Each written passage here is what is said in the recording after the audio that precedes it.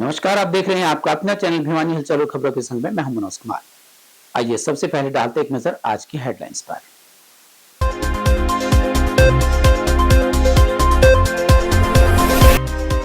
भाजपा के नवनियुक्त जिला अध्यक्ष ने पहली बार ली पदाधिकारियों, मोर्चों व मंडल अध्यक्षों की बैठक। कार्यकर्ताओं को दिए संगठन मजबूती के टिप्स।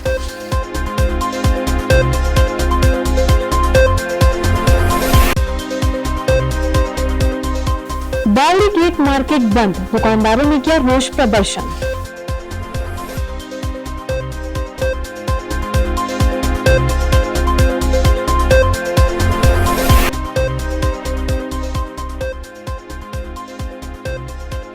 इनेलो नेता अर्जुन चौटाला ने युवाओं को किया संबोधित। युवा जिला इकाई की कार्यकारिणी की घोषणा।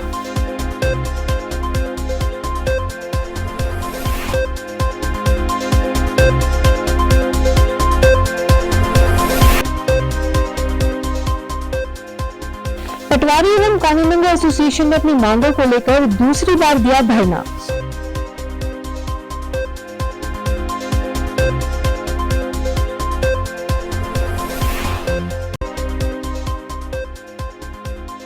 मकान तोड़ने को लेकर लोगों ने किया रोष प्रदर्शन।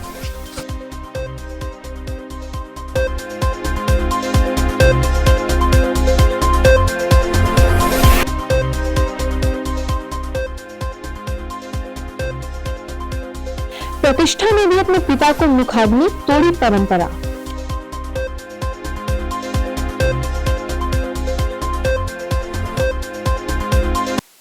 और अब खबरें विस्तार से।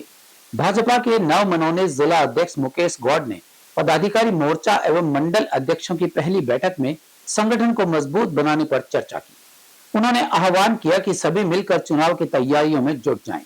जिला अध्यक्ष ने राम मंदिर प्राण प्रतिष्ठा समारोह में 60 वर्ष से अधिक आयु के राम भक्तों को निःशुल्क अयोध्या ले जाने की बात कही। बैठक में नवनियुक्त जिला अध्यक्ष मुकेश गौड़ ने पदाधिकारियों व कार्यकर्ताओं को कहा कि प्रत्येक कार्यकर्ता अपनी जिम्मेवारी का बखूबी निर्वहन करे ताकि एक बार फिर से भाजपा की सरकार बनाकर आम जन को मिलने वाली सुविधाओं व योजनाओं को सुचारू रखा जा सके। उन्होंने कहा कि भाजपा संगठन पहले से ही मजबूत स्थिति में है, लेकिन इसके बावजूद भी कहीं किसी प्रकार की कमी दिखी तो उसको दूर किया जाएगा। उन्होंने कहा कि भाजपा ने पिछले चुनाव में भिवानी की 4 में से 3 सीटें जीती थी, लेकिन अब की बार तोशाम की सीट के साथ भिवानी की सभी 4 सीटें जीतने का लक्ष्य लिया गया है। बैठक में पूर्व जिला अध्यक्ष शंकर धूपड़ का भी मार्गदर्शन कार्यकर्ताओं को प्राप्त हुआ। आज ये कामकाजी बैठक थी। जिला अध्यक्ष बनने के बाद में पहली बार मेरा पदाधिकारियों के साथ और मंडल अध्यक्षों के साथ बैठना हुआ और चुनाव करीब 2 महीने के अंदर अंदर है। 60 से 65 दिन अभी बचे हैं। पिछली साल 11 मार्च को आचार संहिता लगी थी, तो उसी हिसाब से हमारी तैयारियां हैं। वैसे हम हर समय चुनावी मोड में रहते हैं, परंतु फिर भी बाकी जो चीजें हमारी बूथ की और शक्ति केंद्र की जो समितियां हैं उसका ठीक से सत्यापन दोबारा से, यानी कि हमारे अपनी तलवार की धार को पैना करने के लिए आज से बैठे हैं दोबारा से। और 2-3 कार्यक्रम थे आज। एक तो 12 तारीख को जो है कुरुक्षेत्र के अंदर बड़ा जो है युवा दिवस के तौर पर बहुत बड़ा कार्यक्रम हम करने वाले हैं, तो वहां से एक हर बूथ से कार्यकर्ता जाएगा, तो उसकी तैयारियों को लेकर के भी युवा मोर्चा से चर्चा थी। दूसरा एक कार्यक्रम है कि 23 मार्च को सुभाष चंद्र बोस जी की जयंती है, तो उसको लेकर के भी जो उन आजाद हिंद फौज में जो परिवार रहे उनके सम्मान को लेकर के भी हमने कार्यक्रम करने हैं।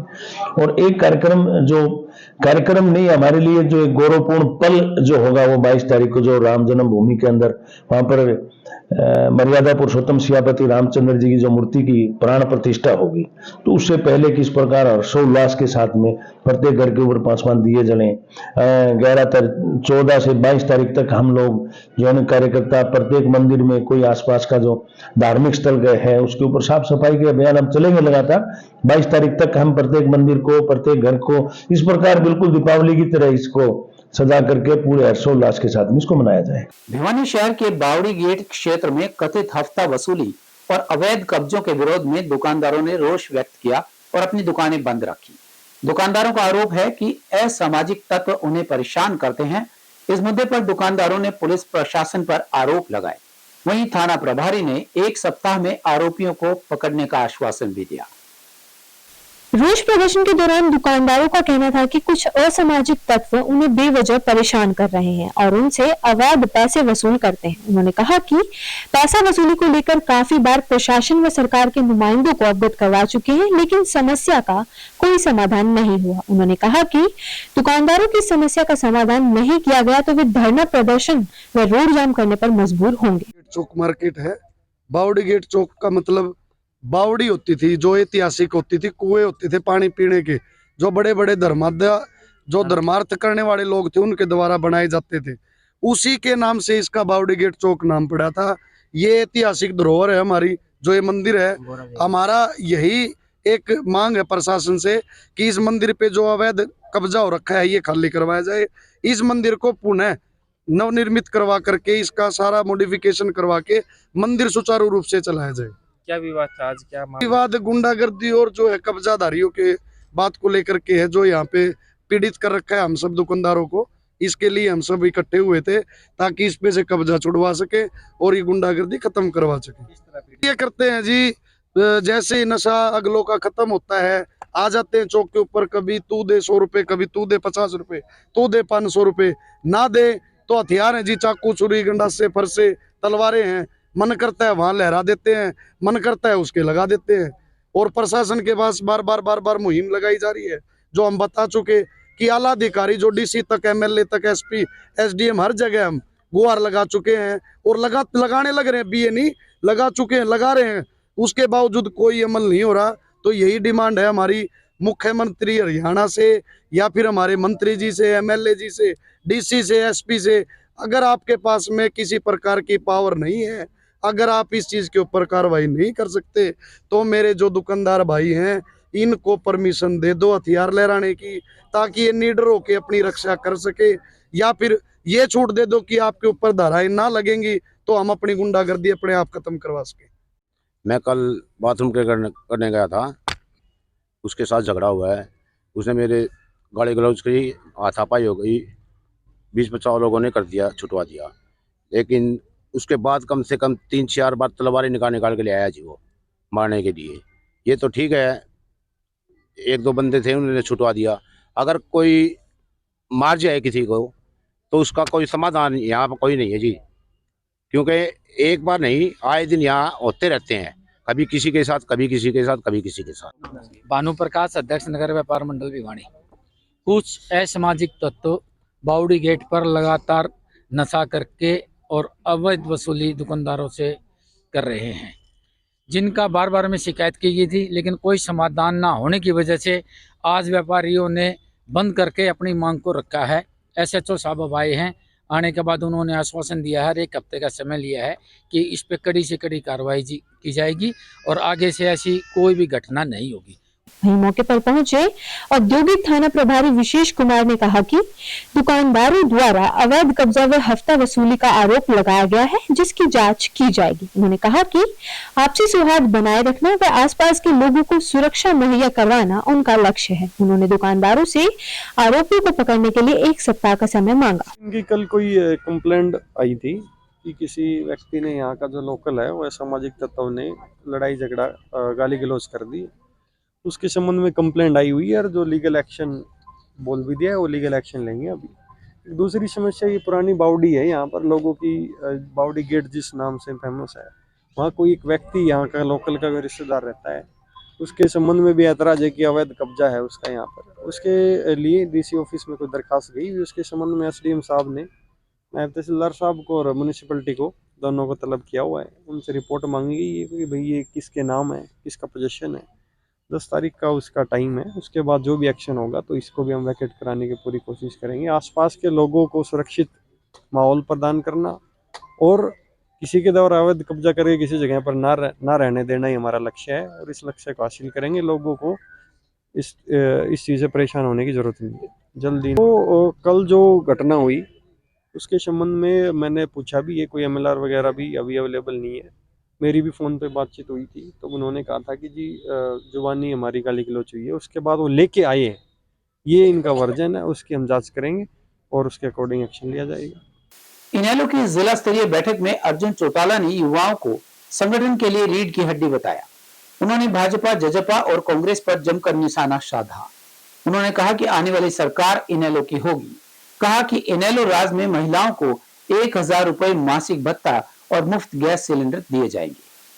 इंडियन नेशनल लोकदल भिवानी की युवा इकाई की जिला स्तरीय बैठक का आयोजन जाट धर्मशाला में किया गया। बैठक में इनेलो नेता अर्जुन चौटाला ने युवाओं को संबोधित करते हुए कहा कि युवा रीढ़ की हड्डी होते हैं। युवाओं के दम पर इनेलो आने वाले चुनाव में अपनी सरकार बनाएगी। उन्होंने पत्रकारों से बातचीत कर विभिन्न मुद्दों पर भी चर्चा की। उन्होंने बीजेपी और जेजेपी सरकार पर निशाना साधा और कांग्रेस को भी आड़े हाथों लिया। उन्होंने कहा कि आने वाले समय में इनेलो की सरकार बनने पर महिलाओं को मुफ्त सिलेंडर दिया जाएगा और गृहिणियों को 1000 रुपए प्रति माह दिए जाएंगे। इसके साथ साथ उन्होंने यह भी कहा कि उनकी सरकार बनने पर बुढ़ापा पेंशन 7000 रुपए की जाएगी, प्रत्येक घर में नौकरी दी जाएगी और बेरोजगारों को 21000 रुपए बेरोजगारी भत्ता दिया जाएगा। इस दौरान उन्होंने इनेलो की युवा जिला इकाई की कार्यकारिणी की भी घोषणा की। बड़ी खुशी के साथ मैं कह सकता हूँ भिवानी आने का मुझे मौका मिला है। हमारी जो जिले का जो संगठन है भिवानी का, आज उसका गठन हुआ है। आज कई हमारे नए साथी हैं जिनको संगठन के अंदर जिम्मेवारी दी है और कई पुराने साथी हैं जिनको और बड़ी जिम्मेवारी दी है। मैं सभी साथियों को बधाई देना चाहूंगा और ये उम्मीद करूंगा कि हमारे सभी साथी मिलकर के संगठन को आगे और बढ़ाने का काम करें। चाहे लोकसभा और विधानसभा अलग अलग कराए जाए, चाहे इनको साथ कराया जाए, इंडियन नेशनल लोकदल पार्टी इन चुनावों को लड़ने के लिए पूरी तरह से सक्षम भी है और हमारी पूरी तरह से तैयारी भी है। हमारा संगठन दिन प्रतिदिन बढ़ता जा रहा है और चौधरी अभय सिंह जी की हरियाणा परिवर्तन पद यात्रा ने एक चीज साबित करी है कि आज सारा प्रदेश विकल्प के रूप में उनको देखता भी है और बदलाव भी चाहता है। ये बदलाव आपको पूर्ण रूप से आने वाले चुनावों में देखने को मिलेगा। क्या मुख्य एजेंडे देंगे सर आम जनता के बीच में कि इनेलो पार्टी से जो लोग जुड़ रहे हैं, क्या बात दे रहे हैं? देखिए, अगर आप एजेंडा की बात करें तो आज प्रदेश के अंदर कई कमियां हैं। सबसे बड़ी मेरे मानने में 3 बहुत बड़ी कमियां आज हमारे प्रदेश के अंदर। सबसे पहली कमी है हमारे युवा साथियों के रोजगार को लेकर के। आज हरियाणा प्रदेश के अंदर 38% बेरोजगारी, और ये मैं नहीं कहता, ये सेंटर के आंकड़े हैं। जो सेंटर का डिपार्टमेंट बना है इन चीजों की स्टडीज करने के लिए, वहीं से ये आंकड़े आते हैं। साथ ही साथ एक बड़ी दिक्कत आज हमारे प्रदेश में किसानों को है। आज किसानों को एमएसपी नहीं मिल रहा, किसानों को यूरिया के तौर पर नकली यूरिया मिलता है, नकली बीज मिल रहे हैं, नकली खाद मिल रही है। किसानों का पूरे प्रदेश के अंदर नुकसान हो रहा है और सरकार की तरफ से कोई मदद नहीं हो रही। बढ़ाए हुए वेतनमान को लागू करवाने के लिए कानूनगो एवं पटवारी एक बार फिर 3 दिन की हड़ताल पर चले गए। धरने को संबोधित करते हुए प्रधान सूरजभान खोखर ने कहा कि यदि सरकार ने एसोसिएशन को बातचीत के लिए नहीं बुलाया तो यह धरना 2 दिन के लिए और बढ़ा दिया जाएगा। धरने की अध्यक्षता करते हुए प्रधान सुनील कुमार ने कहा कि वर्ष 2016 से लंबित पटवारी एवं कानूनगो की सर्कलबंदी का कार्य जल्द से जल्द किया जाए। पटवारी एवं कानूनगो एसोसिएशन के जिला प्रधान विकास राठी ने बताया कि हरियाणा में पटवारियों के लगभग 4000 पद हैं, जबकि मात्र 1400 राजस्व पटवारी कार्यरत हैं। खाली पदों पर तुरंत भर्ती की जाए। राजस्व पटवारी द्वारा दी जाने वाली स्कूल व फील्ड ट्रेनिंग की 1.5 वर्षीय ट्रेनिंग की अवधि को सेवा काल में जोड़ा जाए। उनको कहना था कि सरकार जो ही हमारी मांग मानती है हम तुरंत काम पर लौट आएंगे और आमजन का छुट्टी वाले दिन भी कार्यालय में बैठकर काम निपटाएंगे। मैं तहसील प्रधान भिवानी और मैं मीडिया को भी आभार प्रकट करता हूं कि जनता तक हमारी आवाज़ जारी है और साथ ही सरकार तक भी पहुंचने का मैं अंदेशा रखता हूं। यह है कि हमने 3, 4 और 5 तारीख को धरना दिया था जो कि सभी को विदित है। अब हम इस धरने को आगे लेके जा रहे हैं 8, 9 और 10 तारीख को। मांगे हमारी मुख्य तौर पर वही हैं कि एक तो हमारा पे ग्रेड है वो संशोधित रूप से नए वास्तविक रूप में लागू किया जाए, नायब तहसीलदार की परीक्षाएं जल्द से जल्द करवाई जाएं, साथ ही पटवारियों की स्थायी भर्ती की जाए और पटवारियों को आधुनिक तरीके के नए टैब या नए संसाधन उपलब्ध करवाए जाएं। सरकार से मंशा है कि हमारी मांगें जल्द से जल्द मानी जाएं। जनहित में यह सर्वोपरि कार्य है और यह महत्वपूर्ण जिम्मेदारी वाला पद है। तो पटवारियों की भर्ती है वो स्थायी तौर पर की जाए, राजकीय HKRN के तौर पर।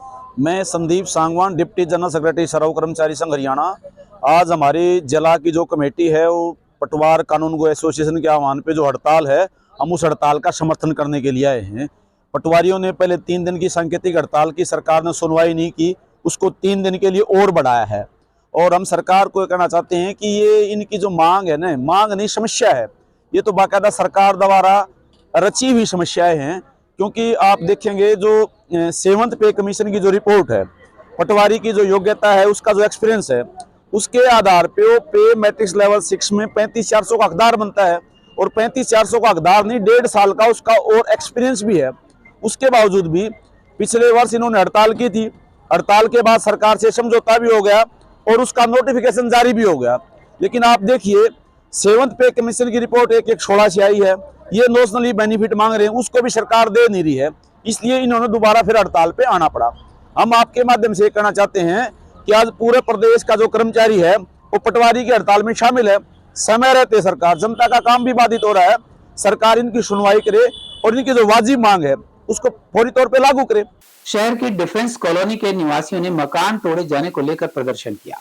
कॉलोनी निवासियों का कहना है कि उन्होंने यहां मकान 2002-3 में बनाए थे और सेक्टर काटने का प्लान 2007 में बना था। उस वक्त मकान न तोड़े जाने का आश्वासन दिया गया था, लेकिन अब मकान तोड़े जाने के नोटिस दिए गए हैं।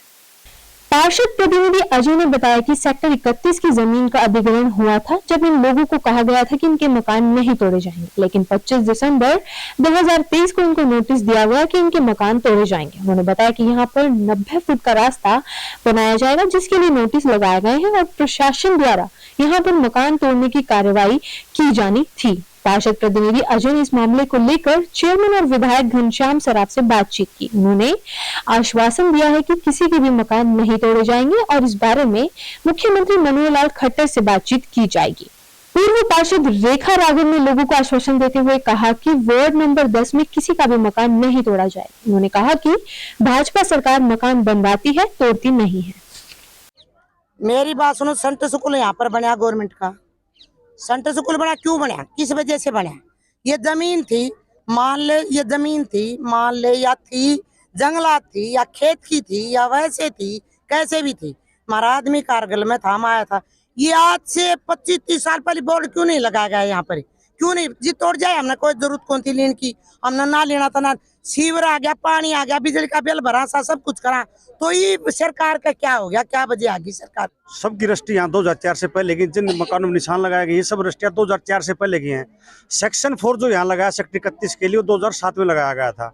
जब हमें पता चला कि हमारी कुछ जमीन एक्वायरमेंट हो रही है, तो हम जो जन प्रतिनिधि थे सरकार के, उनसे मिले। उन्होंने हमें आश्वासन दिया गया था कि आपकी ईंट भी नहीं तोड़ी जाएगी, मकान तो बहुत बड़ी चीज़ है। उसके बाद यहाँ जो तारबंदी करी सेक्टर 31 की, सारे मकान छोड़ के तारबंदी की गई है। उस टाइम भी हमारे को नहीं बताया गया भाई मतलब ये सेक्टर 31 के लिए आपकी है। अब 27 तारीख को आगे नोटिस लगा के गए कि आपको 1 हफ्ते का टाइम दिया जाता है, मकान तोड़ दिए जाएंगे। तो मकान नहीं टूटने से हमारी सरकार से यही आग्रह है हमारा। ये है जी डिफेंस कॉलोनी का मैटर है। ये यहाँ पे कोई सेक्टर की एक्वायरिंग हुई थी, 31 नंबर सेक्टर की। तो जिस टाइम इस सेक्टर की एक्वायरिंग हुई थी 2007 में, उस टाइम ये 40-50 मकान जो आज इन्होंने सेक्टर में दिखा रखे हैं उस टाइम के बने हुए हैं, उससे पहले के।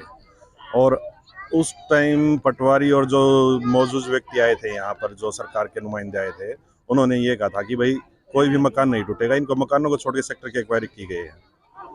और अब 25 दिसंबर को यहाँ पे नोटिस लगा दिए गए हैं सेक्टर के, जिसमें कि ये जो मकान बने हुए पीछे जो आप देख रहे हैं, इन मकानों के यहाँ पे यार्ड और यहाँ से 90 फुट का रास्ता दिया हुआ है। अब इनको फोड़ने के लिए नोटिस लगाए गए हैं। तो आज सरकार द्वारा, कानून द्वारा यहाँ पे मकान फोड़ने की कार्रवाई की जाएगी, उसके लिए यहाँ के कॉलोनी वासी इकट्ठे हुए हैं। ये जो 31 सेक्टर जो इधर 1964 में मेरा मकान है, हमारे 13 मकान है उधर। और ये अब जैसे अवैध बता रहे हैं, जैसे 3 में रजिस्ट्री हमारी बन चुकी थी सर। आदमी हमारे फौज में थे, डीलरों ने गुमराह करे, हमें इस चीज का नहीं पता था कोई चीज का। यहाँ बोर्ड लगे होता तो हम बिल्कुल नहीं खरीदते हैं जमीन। हमारे तो कुछ गुमराह करके हमने प्लाट ले लिया। बच्चों के सेंटर स्कूल पास में था, हमने बच्चों की सुविधा के लिए इधर हम बच्चे पढ़ाने के लिए प्लाट लिया और मकान बनाया। तो उसके बाद में ये बोले रिक्वायरमेंट है, ये तो खाली है, ऐसे है, कोई हमारे मकान दर्शाया गया है या नहीं दर्शाया गया है। ये जैसे बोले कि इतराज लंबा सब कुछ लगा रखा है, रजिस्ट्री है, सब कुछ, सब मकान की सर्वे भी करके लेके गए। तो यही कहना चाहती हूँ अपने कॉलोनी वासियों को कि वो शांति बनाए रखें। किसी भी गरीब आदमी का ना घर टूटा है, अब तक मोदी सरकार ने किसी का घर तोड़ा नहीं है, बना कर दिए हैं, और ये भी नहीं टूटेंगे। वो चस्पा भी चिपका गए हैं, अनाउंसमेंट भी हो गई है। लेकिन ये हमारे बहुत पहले की बात है कि कोई केस था जो अखबार कर ली गई थी, जिसमें काफ़ी मकाने तोड़ने के निशान लगा दिए गए थे, तब भी ये किया था, लेकिन जब हमने अपनी कॉलोनी के साथ ये बात रखी तो हमारे मकान छोड़ दिए गए थे। लेकिन किन्हीं कारणवश कुछ मकान है जो रह गए थे, या तो उनके नाम नहीं लिख के दिए गए होंगे या ढंग से नक्शा नहीं बना के दिया गया है, इस कारण ये रह गए हैं। और मैं अपनी कॉलोनी वासियों को इस चीज़ की गारंटी देती हूँ कि किसी भी आदमी का मकान नहीं टूटेगा। समाज में लड़की एवं लड़कों में भेदभाव कम हो रहा है। रूढ़िवादी परंपराओं को तोड़ते हुए 12 वर्षीय प्रतिष्ठा जुनेजा ने अपने पिता दीपक जुनेजा को मुखाग्नि दी। शहर के रामगंज मोहल्ला निवासी दीपक की आकस्मिक मृत्यु के चलते प्रतिष्ठा के परिजनों ने यह फैसला लिया, क्योंकि दिवंगत अपने पीछे 2 बेटियां छोड़कर गए हैं। शहर में एक लड़की द्वारा अपने पिता का अंतिम संस्कार करना चर्चा का विषय बना हुआ है। रामगंज मोहल्ले में रहने वाले 38 वर्षीय दीपक जुनेजा, जिनको कल अचानक से उल्टी आने पर अस्पताल ले जाया गया, जहां डॉक्टर ने उन्हें मृत घोषित कर दिया, जिसके बाद मृतक की बेटी प्रतिष्ठा जुनेजा, जो 8वीं कक्षा की छात्रा है, उसके द्वारा अपने पिता का अंतिम संस्कार किया गया। समाज में इस तरह की पहल करना सराहनीय कार्य है। मृतक की 2 बेटियां हैं और वह पेट्रोल पंप का मालिक था। प्रतिष्ठा ने इतनी कम उम्र में अपने पिता का दाह संस्कार कर समाज को एक नई राह प्रदान की है। पार्षद विनोद प्रजापति ने कहा कि लड़कियों और लड़कों में होने वाले भेदभाव को वास्तविक रूप से कम करने का कार्य प्रतिष्ठा ने किया है। आज भिवानी में ये दूसरी बार हुआ है कि मेरे मामा जी, जिनका नाम दीपक जुनेजा है, उनकी बड़ी बेटी प्रीत जुनेजा ने उनका अंतिम संस्कार किया है। इसलिए मैं कहूँगी कि लड़कियां लड़कों से कम नहीं होती। जिनके लड़के नहीं हैं उनके लिए उनकी लड़कियां ही लड़कों के बराबर होती हैं। लड़कियों को कम नहीं आंकना चाहिए। और अब एक खबर चलते चलते, एक दिन सूर्य देव के दर्शन होने के बाद ठंड ने फिर से मौसम पर कब्जा कर लिया है। बढ़ती हुई ठंड से एक बार फिर जनजीवन प्रभावित हुआ है। बाजारों में ठंड और कोहरे के कारण भीड़ में भी कमी दिखाई दी। दुकानदार अपनी दुकानें छोड़कर अलाव तपने में समय बिताते नजर आए। और जाने से पहले एक नजर आज की हेडलाइंस पर।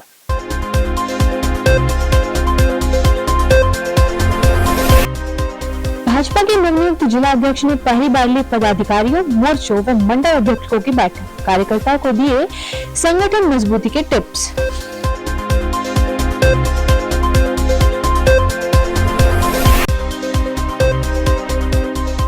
बावड़ी गेट मार्केट बंद, दुकानदारों ने किया रोष प्रदर्शन।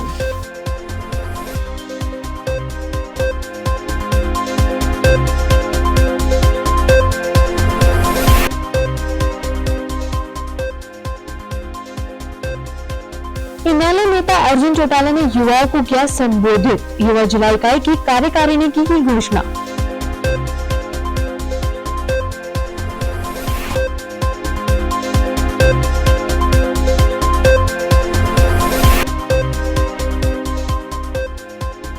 पटवारी एवं कानूनगो एसोसिएशन ने अपनी मांगों को लेकर दूसरी बार दिया धरना।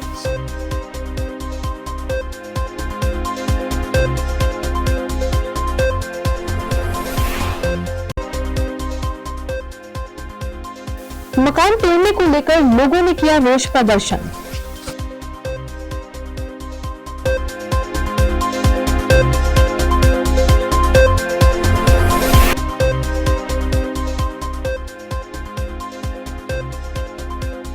प्रतिष्ठा ने भी अपने पिता को मुखाग्नि, तोड़ी परंपरा।